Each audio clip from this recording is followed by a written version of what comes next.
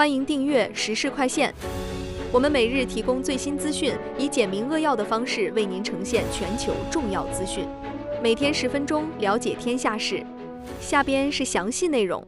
今日重点摘要：中国的二氧化碳排放量趋于稳定，但可能无法实现碳排放强度目标。英国因担忧加勒比海地区可能发生致命袭击而暂停与美国的情报共享。也门胡塞武装停止对以色列和红海航运的袭击。巴基斯坦第27次宪法修正案强化了权力集中化，引发了人们对其军队和法院的担忧。俄罗斯袭击乌克兰空军基地和情报中心，声称乌克兰和英国密谋劫持一架米格31战斗机。中国的贸易武器化威胁着欧洲的战略产业。德国法院裁定 OpenAI 侵犯了歌曲歌词版权。日本准备对中国攻击台湾的行为做出军事回应。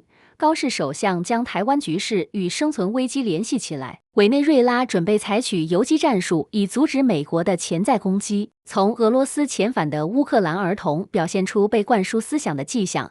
一名青少年遭受酷刑。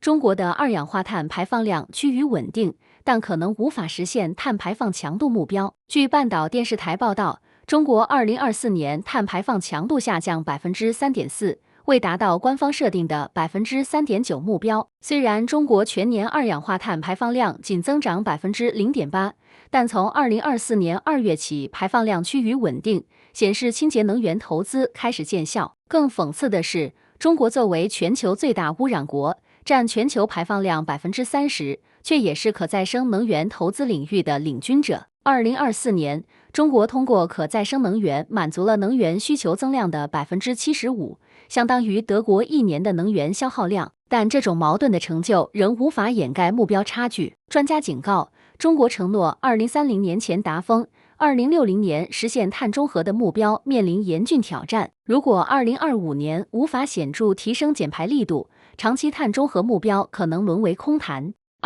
人工智能代理面临通过快速注入实现的新型黑客威胁。据科技媒体 TechOrange 报道，网络安全公司 Guardio 揭露 Perplexity 的 AI 浏览器 Comet 和 OpenAI 的 ChatGPT Agent 模式存在严重的提示注入 Prompt Injection 攻击漏洞。攻击者可在网页中植入隐藏指令，当 AI 浏览器处理网页时自动执行恶意操作。更可怕的是，这种攻击绕过了所有传统安全机制。研究人员演示了 Comet 如何在假冒的沃尔玛网站上自动购买 Apple Watch， 整个过程无需人工确认。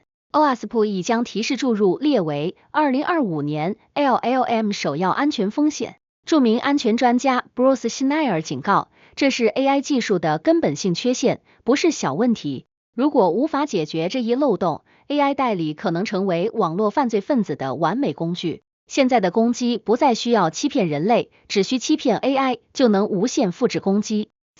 美国食品药品监督管理局 FDA 取消了激素类更年期药物可能导致中风、心脏病和痴呆的警告。据美联社报道， FDA 于11月11日宣布取消更年期激素替代疗法的黑框警告，这一警告已存在23年。FDA 局长马卡里表示，我们将停止恐惧机器，不再让女性远离这种改变生命，甚至挽救生命的治疗。这一决定充满戏剧性。2002年，一项针对 2.6 万女性的研究发现，激素疗法增加心脏病和中风风险，导致处方量暴跌 70%。但最新研究显示，那项研究存在偏差，参与者平均63岁，远超典型使用者年龄。对于60岁前或更年期10年内开始治疗的女性，风险极低，争议依然存在。哈佛医学院专家表示，总体健康益处的证据并非决定性的，但取消警告意味着5000万被拒绝治疗的女性终于有机会重新评估选择。iOS 27发布了3项重要的 AI 功能，包括全新的网络搜索工具和重新设计的 Siri。据科技媒体 iGeeksblog 报道，苹果计划在 iOS 27中推出3大 AI 功能，重新设计的 Siri AI 驱动的网络搜索工具，以及整合在 Health 加服务中的 AI 健康助理。彭博社记者 Mark Gurman 透露，这将是 Apple Intelligence 的重大进化。有趣的是，苹果采取了先功能后颜值的策略， iOS 26.4 预计2026年3到4月发布，将先升级 Siri 的 AI 能力。iOS 27在进行视觉重新设计，让 Siri 看起来更有生命力。AI 网络搜索工具可能帮助苹果减少对谷歌的依赖，直接在 Safari 或 Siri 中提供摘要和答案。如果成功，苹果可能成为首批在健康 AI 聊天助理领域取得突破的科技巨头。但 iOS 27要到2026年6月 WWDC 才会发布，距离现在还有7个月。5. 英国因担忧加勒比海地区可能发生致命袭击而暂停与美国的情报共享。据 CNN 报道，英国已暂停与美国共享加勒比海疑似毒品走私船只的情报，因为英国认为美国的军事打击行动违反国际法，这标志着英美情报合作关系出现重大裂痕。此前，英国在加勒比海属地的情报资产会帮助美国定位疑似运毒船只，由美国海岸警卫队拦截。但自9月以来，特朗普政府改变策略，直接对船只发动致命打击，已造成76人死亡。联合国人权事务高级专员称这些打击是法外处决。英国的盟友加拿大也采取了类似立场，明确表示不希望其情报被用于致命打击。特朗普政府辩称，毒贩是敌方战斗人员，但法律专家指出，即使将贩毒集团列为恐怖组织，也不能自动授权使用致命武力。6. 特朗普声称，如果他当选，就能阻止因乌克兰而爆发的世界大战，并结束8场冲突。据俄罗斯卫星通讯社报道，特朗普11月在白宫表示，别忘了，我已经结束了8场战争，第9场正在路上。他声称美国因乌克兰冲突损失3500亿美元，并承诺局势很快将得到解决。特朗普的表态充满争议，他多次强调，如果他仍是总统，乌克兰冲突绝不会爆发，并警告冲突可能导致第3次世界大战。但历史记录显示，正是特朗普第1任期内，美国在2017年批准向乌克兰提供标枪反坦克导弹，开启军援先河。专家认为，特朗普对乌克兰的态度是把它当作生意项目。他2025年上任以来，已与普京进行4次通话，但谈判进展缓慢。俄罗斯外长拉夫罗夫强调，不消除冲突根源，任何方案都不会持久。7.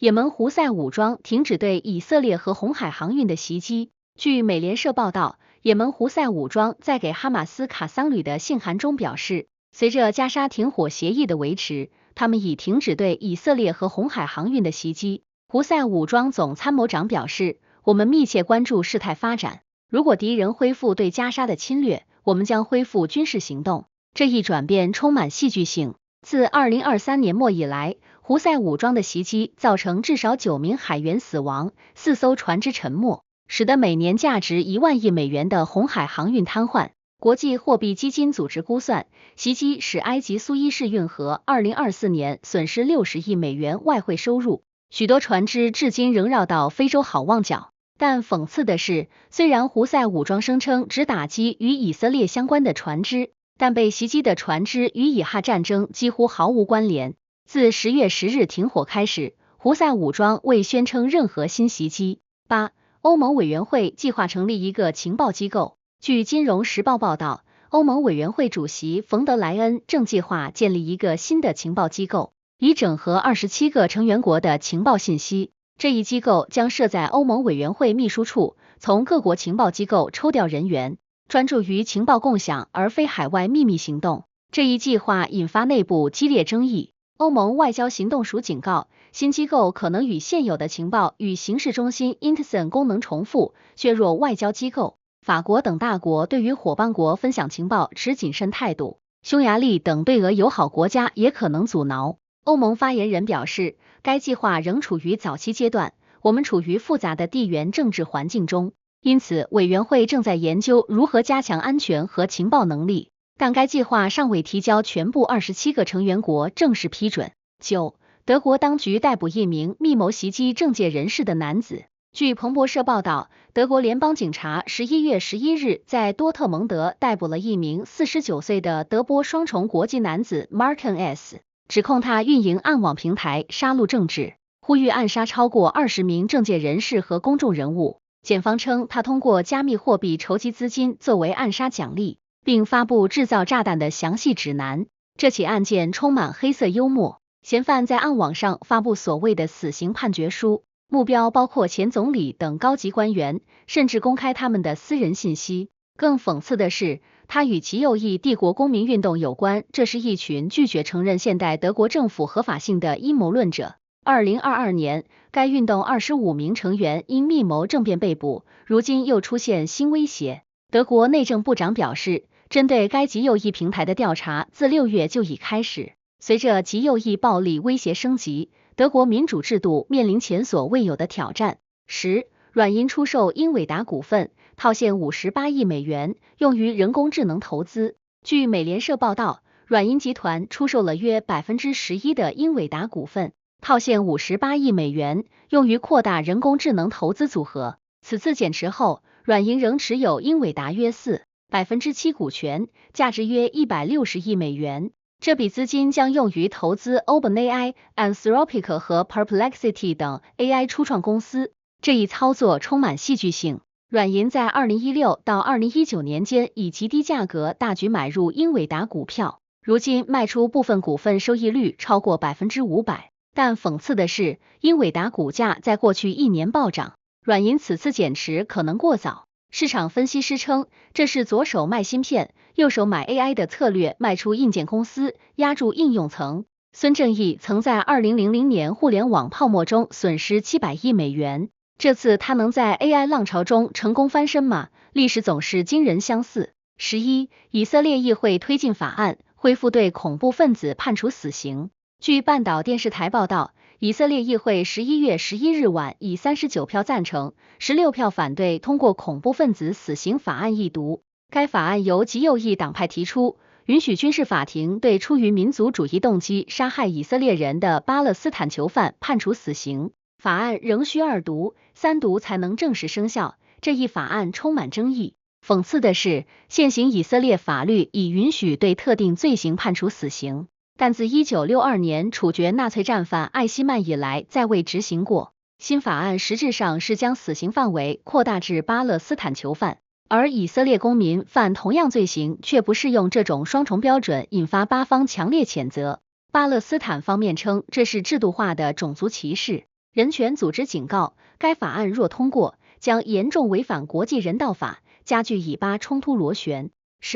巴基斯坦第27次宪法修正案强化了权力集中化，引发了人们对其军队和法院的担忧。据半岛电视台报道，巴基斯坦参议院11月10日晚以64票赞成通过第27次宪法修正案，11月11日提交国民议会最终投票。该修正案设立国防部队总司令职位，取代联合参谋长主席。陆军参谋长将成为海陆空3军最高指挥官，并享有终身刑事豁免权。同时建立联邦宪法法院，削弱最高法院权力。这一修正案极具戏剧性。巴基斯坦前参议员痛批，1973年宪法已经终结，欢迎来到2025年军事化宪法时代。更讽刺的是，修正案时机微妙，正值现任陆军参谋长穆尼尔即将退休前，外界怀疑这是为延长其任期量身定制。法律专家警告，该修正案将最高法院降格为上诉法院，司法独立性荡然无存。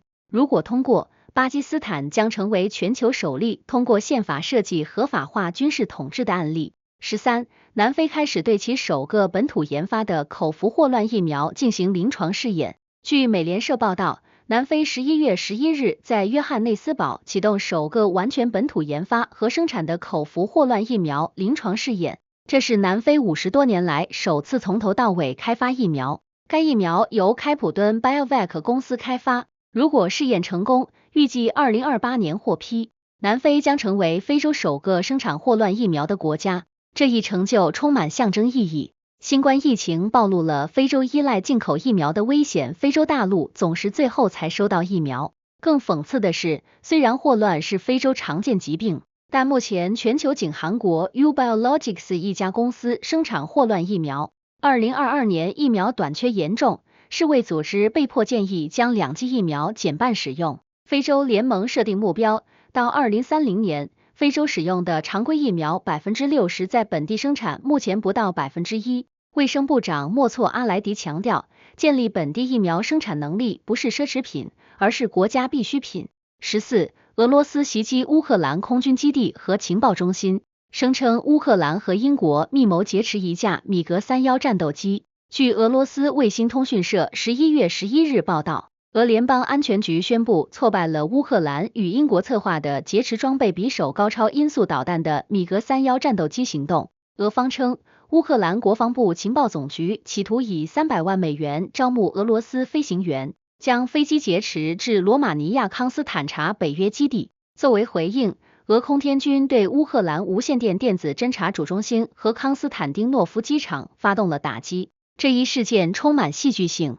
俄方披露的视频显示，乌英双方希望导航员在劫持时射杀、勒死或麻醉前排飞行员。更讽刺的是，俄罗斯飞行员假装同意合作，实际暗中配合联邦安全局收集情报长达1年。英国网站贝灵猫员工参与此事，该组织曾在2022年参与类似行动。俄军事专家认为，乌克兰的真正目标是夺取俄罗斯先进武器系统，而英国希望以此将北约拖入冲突。米格31K 是匕首导弹的唯一发射平台，射程达2000公里，速度10马赫。15. 中国的贸易武器化威胁着欧洲的战略产业。据英国卫报报道，欧洲官员警告称，中国正通过控制关键原材料和产品供应链，对欧洲战略产业构成威胁。稀土元素、电池材料、太阳能面板等领域，中国占据主导地位。欧盟担心，一旦地缘政治紧张升级，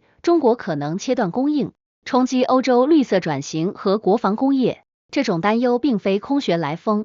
中国控制全球90%以上稀土加工能力，电动车电池产业链也高度集中。2010年中日钓鱼岛争端期间，中国曾限制对日稀土出口，前车之鉴让欧洲警醒。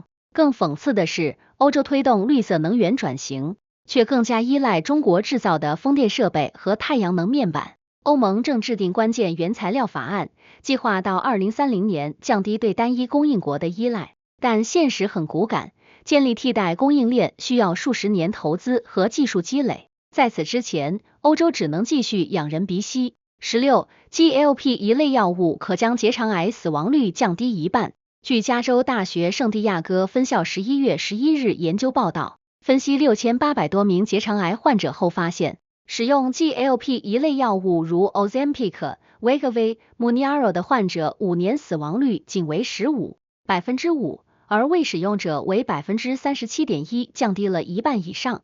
该研究发表在 Cancer Investigation 期刊。这一发现充满戏剧性。GLP-1 原本只是糖尿病和减肥药，如今却意外成为抗癌利器。更有趣的是，保护效应在 BMI 超过35的肥胖患者中最明显，暗示药物可能通过减少炎症、改善胰岛素敏感性来对抗癌症。实验室研究甚至显示 ，GLP-1 可能直接阻止癌细胞生长，触发癌细胞死亡。但研究作者强调，这只是观察性研究，需要临床试验进一步验证。如果证实有效，肥胖相关癌症患者将迎来治疗革命。17. 磁场解释了质量巨大、高速旋转黑洞的形成。据科学日报报道，天文学家通过计算机模拟发现，强大的磁场可以解释超大质量黑洞如何在宇宙早期快速形成并高速旋转。传统理论认为黑洞通过吞噬物质缓慢成长，但这无法解释为何宇宙诞生仅7亿年后就出现质量达太阳数十亿倍的黑洞。新研究揭示了惊人机制，磁场像宇宙高速公路，将气体高效输送到黑洞中心，使其成长速度提升100倍。更神奇的是，磁场还能让黑洞保持高速旋转，如同花样滑冰运动员收紧双臂旋转加速。詹姆斯·韦伯太空望远镜在早期宇宙中发现的红色怪物星系，可能正是这一过程的证据。这一发现重写了黑洞形成理论，如果证实，意味着宇宙早期的磁场比预想强大得多，为理解星系演化提供了全新视角。18. 乌克兰的无人机产量超过了北约的总和。据彭博社11月11日报道，兰德公司分析师 Michael Bonnert 表示，乌克兰目前的无人机种类可能比所有北约国家加起来都多。乌克兰副总理费多罗夫透露，乌克兰已从2022年的10家无人机生产商暴增至2025年的500多家，2025年产量约400万架，是2024年的2倍。相比之下，美国每年仅生产约10万架军用无人机，这一成就令人震撼。乌克兰每天在前线部署约9000架无人机，月消耗量达27万架，远超其20万架的月产能。这种不可持续的消耗战迫使乌克兰向北约寻求合作。讽刺的是，战争将乌克兰从无人机进口国变成了出口国。芬兰、丹麦等北约国家正从乌克兰购买无人机技术。五角大楼应该恐惧这组数据，美国年产数十万架，乌克兰月消耗27万架。未来战争的规则已被改写，而北约还在用旧思维。19，德国法院裁定 OpenAI 侵犯了歌曲歌词版权。据德国之声11月报道，德国汉堡地方法院初步裁定 OpenAI 的 ChatGPT 在未经授权的情况下生成受版权保护的歌曲歌词，可能构成侵权。原告是德国版权管理组织 GEMA， 代表音乐人和作曲家维权。法院要求 OpenAI 立即停止生成特定歌曲歌词，否则将面临高达25万欧元罚款。这一裁决具有里程碑意义。OpenAI 辩称 AI 模型只是学习互联网公开数据，不构成侵权，但法院认为逐字复制歌词属于复制权侵犯，即使 AI 是无意识生成。更讽刺的是 ，OpenAI 声称无法完全控制模型输出，但法院表示技术限制不能成为逃避法律责任的借口。这只是全球 AI 版权大战的开端。纽约时报、Getty Images 等媒体和版权方已对 OpenAI 提起诉讼。如果德国判决成为先例，可能迫使 AI 公司彻底重构训练数据来源，成本将暴涨。20，新的基因风险评分可预测猝死和心律失常。据美国西北大学医学院11月研究报道，科学家开发出一种基因风险评分系统，可通过分析 DNA 预测个体发生心律失常和猝死的风险。该系统整合了与心脏电活动相关的数百个基因变异，准确率远超传统方法。研究发表在《自然心血管研究》期刊，这一突破充满希望。心源性猝死每年在美国夺走35万人生命，其中半数毫无预警。传统筛查依赖家族史和心电图，但很多高风险者被遗漏。新系统可在症状出现前数十年识别风险，为预防性干预赢得时间，比如植入除颤器或调整生活方式。更令人振奋的是，基因检测成本已降至$100级别。研究者预测，未来5到10年，这种风险评分可能成为常规体检项目，但伦理挑战也随之而来。如果检测显示你有50%概率猝死，你会想知道吗？21，联合国机构警告称，对苏丹的援助行动面临崩溃。据加拿大广播公司11月报道，联合国世界粮食计划署警告，苏丹人道援助行动因资金短缺和通行受阻濒临崩溃。苏丹内战已造成超过1000万人流离失所，2500万人面临饥荒威胁，但国际援助资金仅到位需求的30%，粮食计划署被迫削减配给，数百万人陷入绝境。这场人道灾难被严重忽视。当全球目光聚焦加沙和乌克兰时，苏丹正经历世界最大饥荒。讽刺的是，2023年4月爆发的权力斗争，军方与快速支援部队的内战本可避免，但国际社会袖手旁观。如今，战火摧毁了医院和粮仓，霍乱和营养不良肆虐。粮食计划署主管辛迪·麦凯恩直言，我们正目睹一场可以预见、本可避免的灾难，但各国政府忙于自身问题，对苏丹求助充耳不闻。2500万人的生命似乎不值一提。22，日本准备对中国攻击台湾的行为做出军事回应。高市首相将台湾局势与生存危机联系起来。据芬兰广播公司11 11月报道，日本首相高市早苗在国会演讲中首次明确表示，如果中国大陆对台湾发动攻击，日本将视为生存危机事态，并准备动用自卫队进行军事回应。这标志着日本对台政策出现重大转变，突破战后专守防卫原则。这一表态震撼东亚。高市援引日美安保条约第5条，强调台湾海峡安全直接关系日本生存，因为90%日本能源和贸易航线经过该区域。更戏剧性的是，他暗示将与美国协调先发制人打击，防止中国封锁台湾。中国外交部愤怒回应，称这是公然干涉内政。日本军事专家认为，这不仅是政治表态，更有实际准备。自卫队已在冲绳和西南诸岛部署反舰导弹，并与美军进行夺岛演习。但问题是，日本国民真的愿意为台湾问题与中国开战吗？民调显示，70%日本人反对直接军事介入。23，委内瑞拉准备采取游击战术，以阻止美国的潜在攻击。据塞浦路斯邮报11月报道，委内瑞拉国防部长弗拉基米尔·帕德里诺宣布，军方正训练民兵采用不对称游击战术，应对美国可能的军事干预。委内瑞拉已组建约400万人的民兵组织，配备轻武器和反坦克导弹，计划在丛林和城市开展持久战。这一战略并非空穴来风。特朗普政府在加勒比海集结航母战斗群，名义上打击贩毒集团，实则对委内瑞拉施压。马杜罗政府从叙利亚、古巴和尼加拉瓜汲取教训，认为传统军事对抗无胜算，唯有游击战能拖垮美军。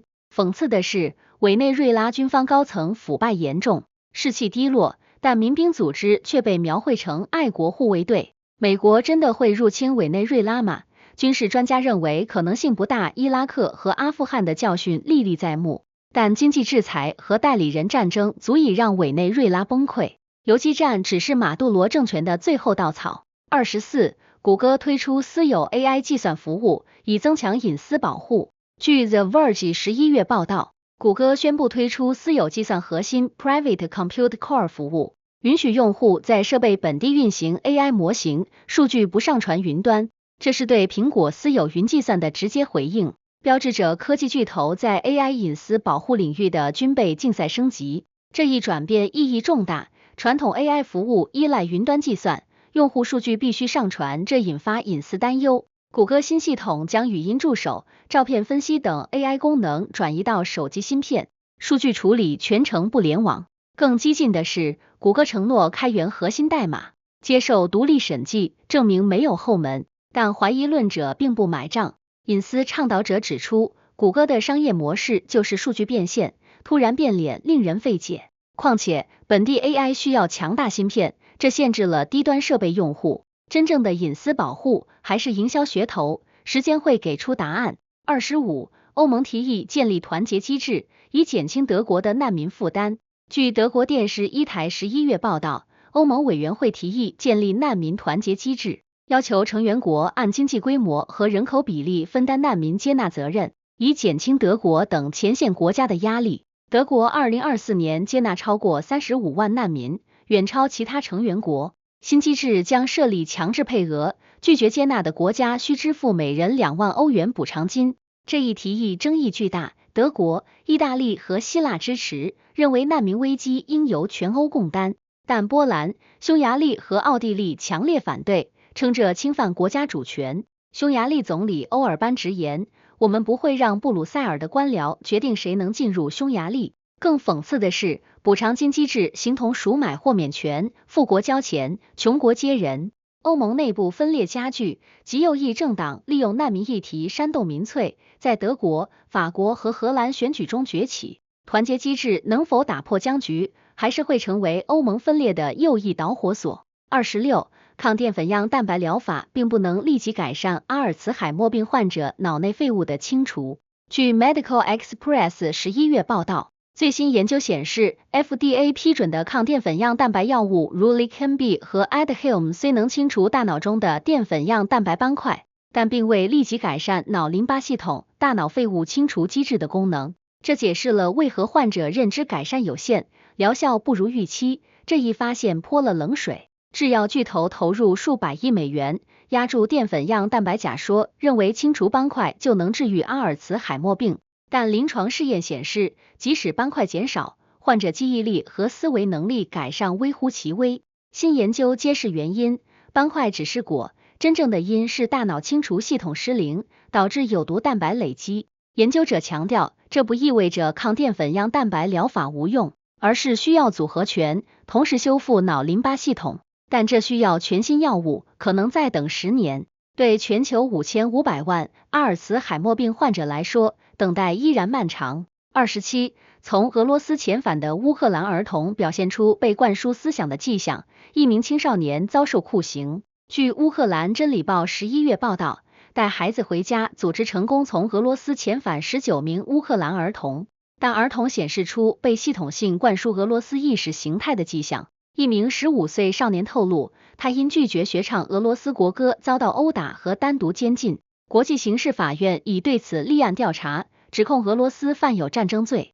这些孩子的遭遇令人心碎，他们被迫改名换姓，学习俄语，接受乌克兰是纳粹国家的洗脑教育。社工报告显示，许多儿童出现创伤后应激障碍，对乌克兰身份产生混乱和羞耻感。更令人愤怒的是，俄罗斯官方将强制转移包装成人道救援，声称保护儿童远离战火。乌克兰政府估计，仍有超过19000名儿童滞留俄罗斯。国际刑事法院已对普京发出逮捕令，但这无法让孩子们回家。每一天的拖延都意味着更多童年被摧毁，更多家庭永远破碎。新闻日日更，世界在手中。今天的时事快线就到这里啦，有想法的朋友，我们评论区聊聊，明天见。